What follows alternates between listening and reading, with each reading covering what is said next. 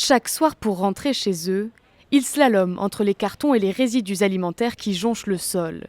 À quelques centaines de mètres du quartier touristique de Montmartre, le paysage de Château-Rouge est bien différent. Donc ça, c'est un peu le spectacle qu'on a tous les soirs, en rentrant chez nous, en sortant. On a l'impression un peu d'être relégué dans une petite enclave dont tout le monde se fout, quoi. En tout cas, la préfecture s'en fout, ne met pas les moyens adéquats.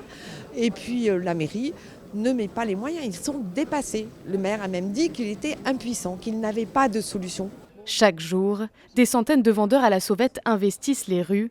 La cohabitation avec les riverains est plus que tendue. Parfois on se fait agresser ou insulter parce qu'on bouscule quelqu'un, on bouscule un carton, parce qu'on essaie de se faufiler tant bien que mal. La police essaye malgré tout de les chasser de temps en temps, donc ça crée des bousculades très intenses dans les rues. C'est un jeu de chats et de souris. Je me pose la question, est-ce que je vais habiter ou pas dans ce quartier? Est-ce que je vais y habiter très longtemps? À l'automne 2012, le quartier Barbès-Château-Rouge a été classé zone de sécurité prioritaire, pas suffisant pour l'association d'habitants Vie de Gens qui a décidé d'intenter une procédure judiciaire inédite contre la mairie de Paris et la préfecture de police.